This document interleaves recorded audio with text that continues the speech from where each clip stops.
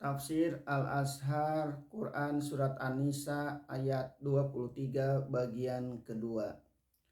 Bersabda Rasulullah SAW kepada Aisyah, "Iddani li'aflaha akhi Abil Qaisi fa innahu ammuki." Izinkanlah si Aflah saudara Abul Qais masuk, karena dia adalah paman engkau. Hadis riwayat Bukhari Muslim.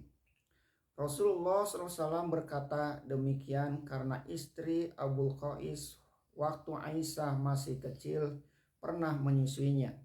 Sedangkan Abul Qais karena istrinya pernah menyusui Aisyah, jadilah bapaknya. Karena itu Aflah saudara Abul Qais menjadi paman bagi Aisyah. Pendeknya, yang telah dikerjakan turun-temurun dalam Islam, jelaslah bahwa perempuan yang pernah menyusui seseorang jadi ibulah baginya. Sekalian anak perempuan itu karena telah sama-sama menghisap air susu saudaranya, jadi saudaralah bagi yang disusui, meskipun semua berlain-lain bapaknya. Suami perempuan yang menyusui itu jadi bapaklah bagi anak yang disusui. Demikianlah juga saudara laki-laki bapak susu semua jadi pamannya. Saudaranya yang perempuan jadi uncuknya pula kalau dia laki-laki. Artinya tidak boleh dia nikah dengan saudara perempuan ibunya. Anak-anak perempuan saudaranya perempuan sepesusuan itu pun tidak boleh lagi dinikahinya. Akan tetapi saudara yang menyusu tidaklah haram nikah dengan saudara sepesusuannya, karena tidak ada pertalian air susu lagi antara mereka.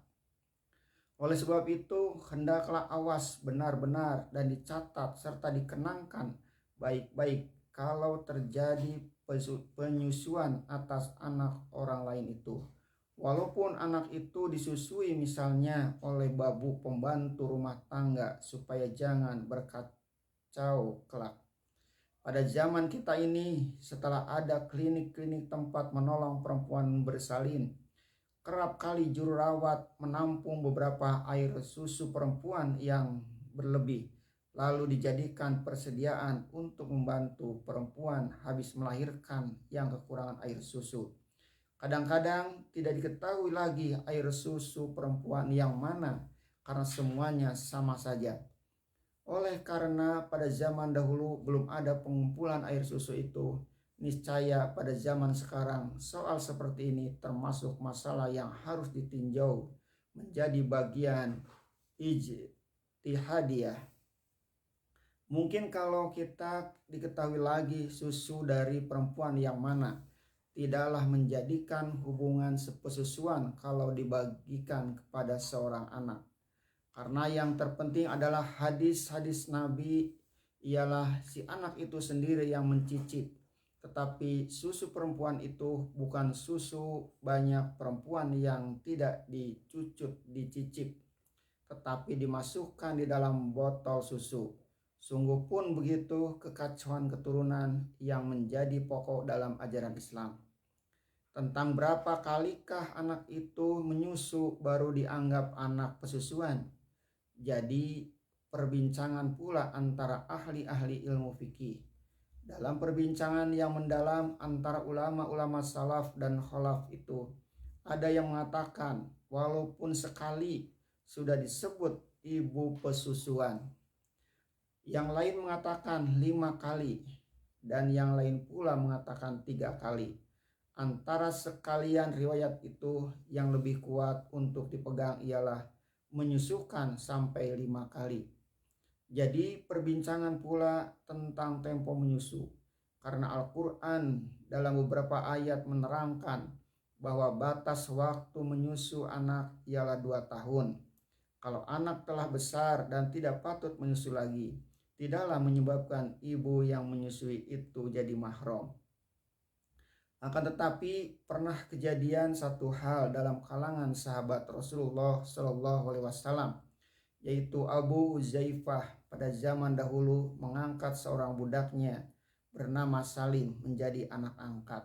Sebagaimana Nabi kita Shallallahu Alaihi Wasallam memerdekakan Zaid bin Harisah, lalu beliau angkat jadi anak. Akan tetapi kemudian datang larangan Allah terhadap meneruskan adat anak angkat sehingga Salim tidak leluasa lagi di dalam rumah Abu Huzaifah.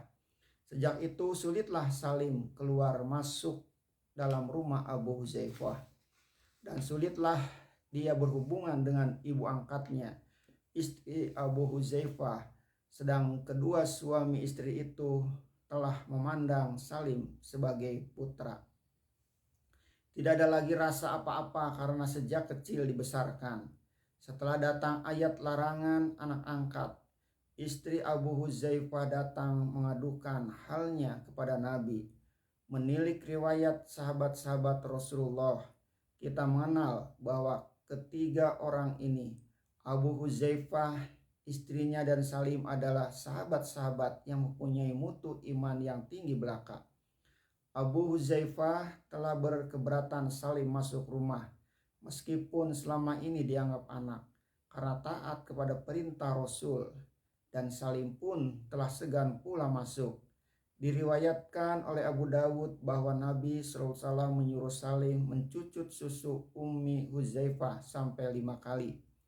Berkata setengah ulama hadis bahwa Ummu Huzaifah sampai menampung air susunya dengan cangkir dan diminum oleh Salim sampai 5 kali tampungan.